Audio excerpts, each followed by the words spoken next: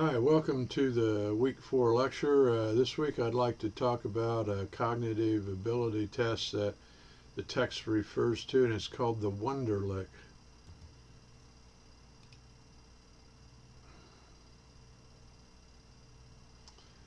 The Wonderlic is one of the most commonly used cognitive ability tests that's used for selection, and it was developed in the 1930s and used with the military. Our text talks about the New London, Connecticut police case where there was an ideal range for candidates to score. In other words, if they scored too low, they were eliminated. If they scored too high, they were eliminated because they had a belief that if they scored too high, they would not stay with the police force. Some people don't disagree with that, but nonetheless, that's what they do.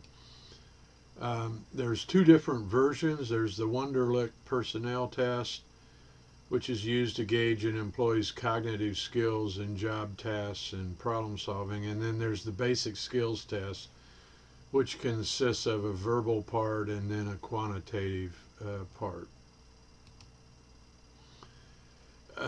One of the things that placed this test on the map was that it was considered to be an objective test, one that did not discriminate based on race, age, or gender. So organizations like that. You can try a version of the Wonderlic. You notice on page 92 of the text there's a really short version, about 10 questions. But if you go to this link I've provided here, you can actually take a timed version of the test, which will give you a pretty good idea of how you would score on this test.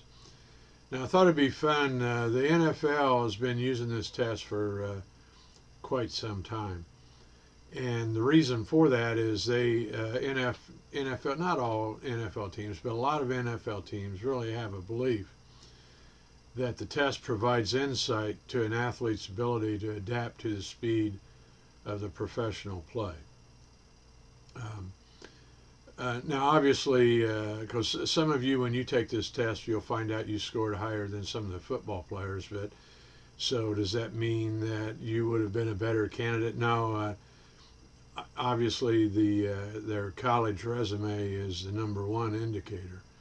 So when they were a great player in college, the question is, how well would they adapt to the faster play at the professional level? And that's what this does. The highest score is 50, and the average score is 21. Just to give you some scores of famous quarterbacks, Brett Favre played most of his career with the Green Bay Packers, scored 22. Peyton Manning, most of his career with Colts and recently with Denver, scored 28. And Tom Brady with the Patriots scored 33. Matthew Stafford of the Lions scored a 38. Some of the lower scoring quarterbacks going back in time, Jeff George had a 10. Michael Vick, who's still in the league, scored an 11. As I said earlier, some NFL teams consider the scores critical, while others discounts the scores altogether. And the players' college resumes really is the most important statistic.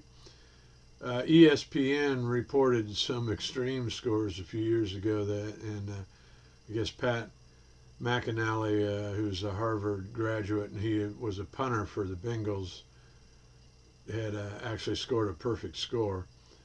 The lowest score by an NFL player was 1, and ESPN did not reveal the name of the player.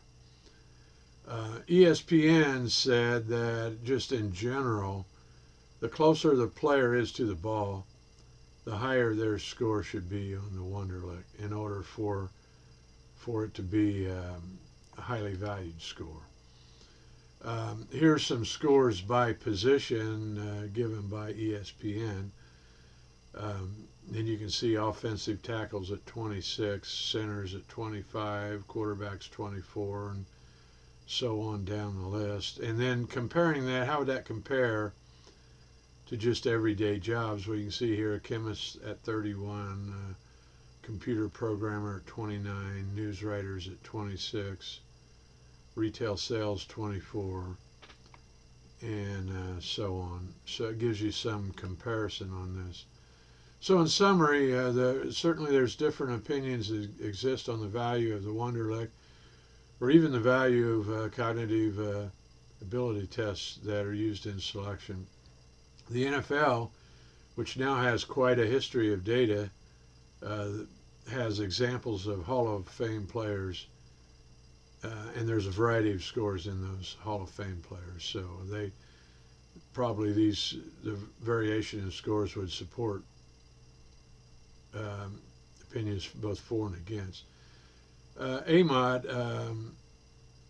identified in a study of, or actually it was in a meta-study of all the different studies done on selection tests, identified cognitive ability tests as the best predictors of performance in comparison with other types of selection methods. So Amod really gave this a good scoring. These are the references that I used in putting this lecture together, and you'll see these, including this link for the Wonderlic, are all available in the transcript that I posted as well. Thank you.